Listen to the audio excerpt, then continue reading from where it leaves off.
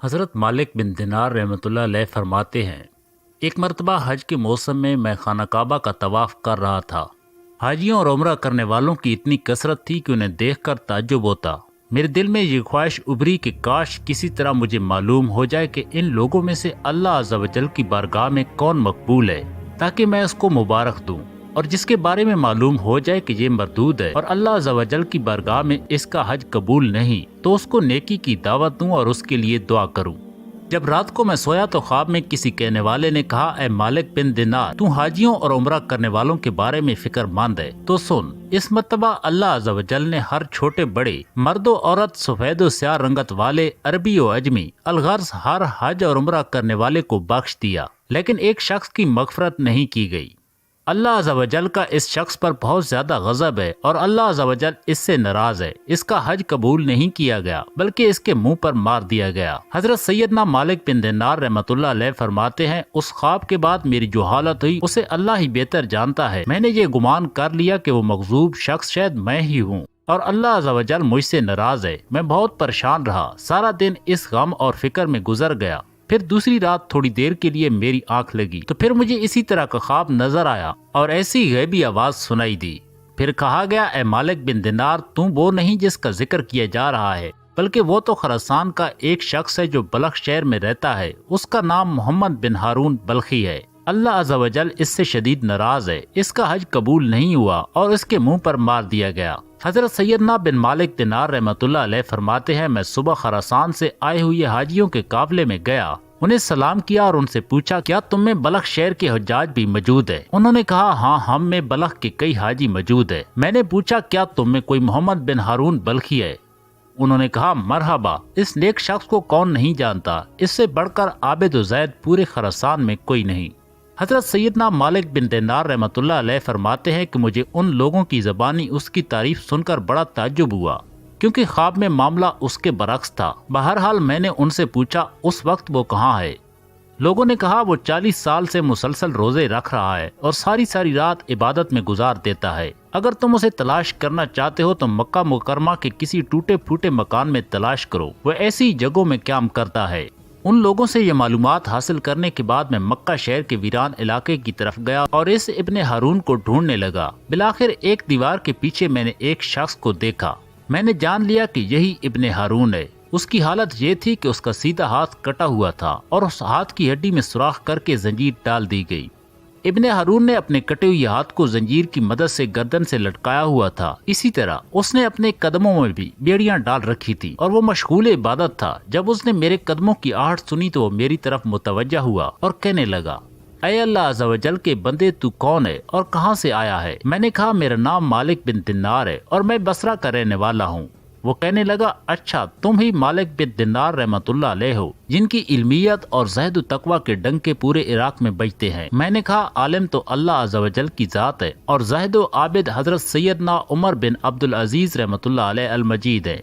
وہ اگر چاہیں تو خوب عیش و عشرت سے زندگی گزار سکتے ہیں، لیکن بادشاہت کے باوجود انہوں نے زہد و تقوی اختیار کیا اور دنیا سے بے رغبتی ان کے اندر بدرجہ آتم پائی جاتی ہے۔ ہمیں تو دنیاوی نعمتیں میسر ہی نہیں، اس لیے ان سے دور ہے۔ اس نے مجھ سے کہا، اے مالک بن دینار، تم میرے پاس کس لیے آئے ہو؟ اگر تم نے میرے بارے میں کوئی خواب دیکھا ہے تو بیان کرو۔ میں نے کہا، مجھے تمہارے سامنے وہ خواب بیان کرتے ہوئے شرم محسوس ہو رہی ہے۔ تو وہ کہنے لگا، اے مالک بن دینار رحمۃ اللہ علیہ، تم نے جو خواب دیکھا وہ بیان کرو اور مجھ سے شرم نہ کرو۔ بالآخر میں نے اسے اپنا خواب سنایا۔ خواب سن کر وہ کافی دیر تک روتا رہا، پھر کہنے لگا، اے مالک بن دینار، مسلسل 40 سال سے میرے بارے میں حج کے موقع پر اسی طرح کا خواب کسی نیک و زاہد بندے کو دکھایا جاتا ہے اور اسے بتایا جاتا ہے کہ میں جہنمی ہوں۔ حضرت سیدنا مالک بن دینار رحمۃ اللہ علیہ فرماتے ہیں کہ یہ باتیں سن کر میں نے اس سے پوچھا کہ تیرے اور اللہ عز و جل کے درمیان کوئی بہت بڑا گناہ حائل ہے؟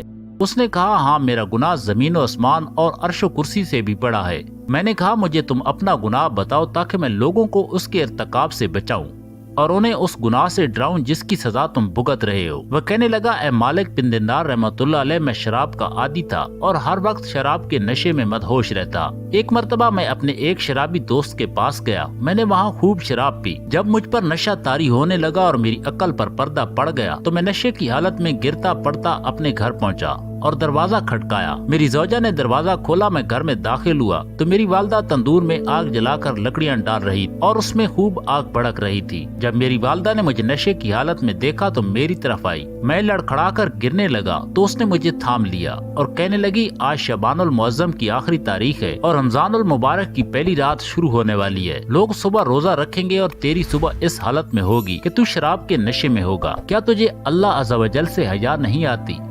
یہ سن کر مجھے غصہ آ گیا اور میں نے ایک گھونسا اپنی والدہ کے سینے پر مارا اور اسے اٹھا کر جلتے ہوئے تندور میں ڈال دیا۔ میں اس وقت نشے میں تھا اور میرے ہوش و حواس بحال نہ تھے۔ جب میری زوجہ نے یہ دردناک منظر دیکھا تو اس نے مجھے دھکیل کر ایک کوٹری میں بند کر دیا اور باعث سے کنڈی لگا دی تاکہ پڑوسی میری آواز کو نہ سن سکیں اور انہیں معاملے کی خبر ہی نہ ہو۔ میں اسی طرح نشے کی حالت میں پڑا رہا۔ جب رات کافی گزر گئی تو مجھے ہوش آیا۔ اب میرا نشہ دور ہو چکا تھا۔ میں دروازے کی طرف بڑھا تو دروازہ بند تھا۔ میں نے اپنی زوجہ کو آواز دی کہ دروازہ کھولو۔ اس نے بڑے سخت لہجے میں جواب دیا، میں دروازہ نہیں کھولوں گی۔ میں نے کہا آخر تم مجھ سے اتنی ناراض کیوں ہو؟ آخر میں نے ایسی کون سی خطا کی ہے؟ اس نے کہا تو نے اتنی بڑی خطا کی ہے کہ تو اس لائق ہی نہیں کہ تجھ پر رحم کیا جائے۔ میں نے کہا آخر بات کیا ہے؟ مجھے بھی تو معلوم ہو کہ میں نے کیا بری حرکت کی ہے۔ میری زوجہ نے کہا تو نے اپنی ماں کو قتل کر دیا اور اسے جلتے ہوئے تندور میں ڈال دیا۔ اب وہ جل کر کوئلہ بن چکی ہے۔ جب میں نے یہ بات سنی تو مجھ سے نہ رہا گیا اور میں نے دروازہ اکھاڑ پھینکا اور تندور کی طرف لپکا۔ جب تندور میں دیکھا تو میری والدہ جل کر کوئلہ ہو چکی تھی۔ میں یہ حالت دیکھ کر بہت افسردہ ہوا اور الٹے قدموں ٹوٹے ہوئے دروازے کی طرف بڑھا۔ اپنا ہاتھ چوکھٹ پر رکھ کر اس ہاتھ کو کاٹ ڈالا جس سے میں نے اپنی ماں کو گھونسا مارا۔ پھر اس نے لوہا گرم کر کے اس ہاتھ کی ہڈی میں سوراخ کیا اور اس میں زنجیر ڈال کر گلے میں لٹکا لیا۔ پھر اپنے دونوں پاؤں میں بھی بیڑیاں ڈال لی۔ اس وقت میری ملکیت میں 8,000 دینار تھے۔ وہ سب کے سب میں نے غروب آفتاب سے قبل صدقہ کر دیے۔ 26 لونڈیاں اور 23 غلام آزاد کیے اور اپنی تمام جائیداد اللہ عز و جل کے نام پر وقف کر دی۔ اب مسلسل 40 سال سے میری یہ حالت ہے کہ دن میں روزے رکھتا ہوں اور ساری رات اپنے پروردگار عز و جل کی عبادت کرتا ہوں۔ 40 دن کے بعد کھانا کھاتا ہوں، صرف افطاری کے وقت تھوڑا سا پانی اور کوئی معمولی سی چیز کھا لیتا ہوں۔ میں ہر سال حج کرنے آتا ہوں اور ہر سال کسی عالم و زاہد کو میرے متعلق ایسا ہی خواب دکھایا جاتا ہے جیسا آپ کو دکھایا گیا۔ یہ ہے میری ساری داستان عبرت نشان۔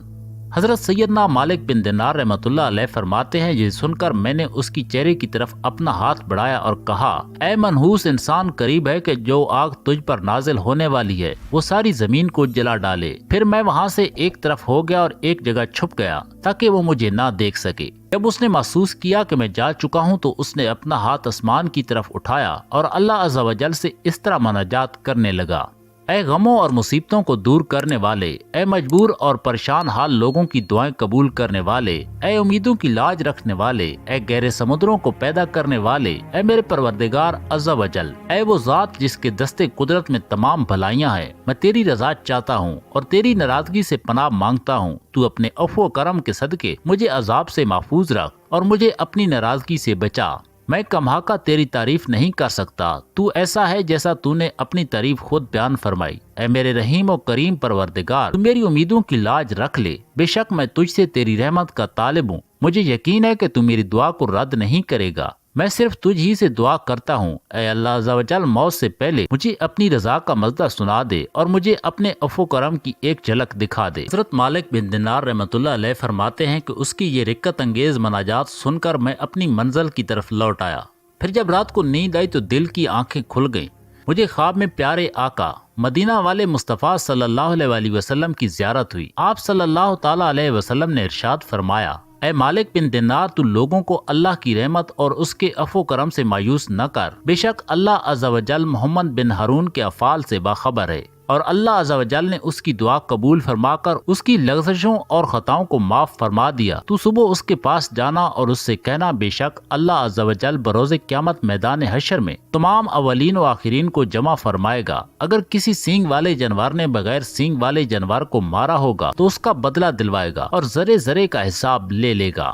اللہ عز و جل فرماتا ہے مجھے اپنی عزت و جلال کی قسم میں ذرے ذرے کا حساب لوں گا، اور اگر کسی نے ذرا بھر بھی ظلم کیا ہوگا تو مظلوم کو ظالم سے اس کا حق دلواؤں گا۔ اے ابن ہارون، کل بروز قیامت اللہ عز و جل تجھے اور تیری ماں کو اکٹھا کرے گا اور تیرے بارے میں فیصلہ ہوگا۔ فرشتے تجھے مضبوط زنجیروں میں جکڑ کر جہنم کی طرف دھکیل دیں گے، پھر تو دنیاوی 3 دن اور 3 رات کے برابر جہنم کی آگ کا مزہ چکھے گا، کیونکہ اللہ عز و جل فرماتا ہے میں نے اپنے اوپر یہ بات لازم کر لی کہ میرا جو بندہ بھی ناحق کسی جان کو قتل کرے گا یا شراب پیے گا تو میں اسے جہنم کی آگ کا مزہ ضرور چکھاؤں گا، اگرچہ وہ کیسا ہی برگزیدہ کیوں نہ ہو۔ اے ابن ہارون، پھر اللہ عز و جل تیری ماں کے دل میں تیرے لیے رحم ڈالے گا اور اس کے دل میں یہ بات ڈال دے گا کہ وہ اللہ عز و جل سے سوال کرے کہ اے اللہ تو میرے بیٹے کو بخش دے، پھر اللہ تجھے تیری والدہ کے حوالے کر دے گا، تیری والدہ تیرا ہاتھ پکڑ کر تجھے جنت میں لے جائے گی۔ حضرت سیدنا مالک بن دینار رحمۃ اللہ علیہ فرماتے ہیں جب صبح ہوئی تو میں فوراً بن ہارون کے پاس گیا اور اسے بشارت دی کہ آج رات خواب میں مجھے پیارے آقا صلی اللہ علیہ وسلم کی زیارت نصیب ہوئی۔ آپ صلی اللہ علیہ وسلم نے مجھے تیرے بارے میں اس طرح بتایا، پھر میں نے اسے اپنا پورا خواب سنایا۔ خدا کی قسم میرا خواب سن کر وہ جھوم اٹھا اور اس کی روح اس طرح آسانی سے اس کے تن سے جدا جیسا کہ پتھر کو جب پانی میں ڈالا جائے تو وہ آسانی سے نیچے کی جانب چلا جاتا ہے۔ پھر اس کی تجہیز و تکفین کا انتظام کیا گیا اور میں نے اس کے جنازہ میں شرکت کی۔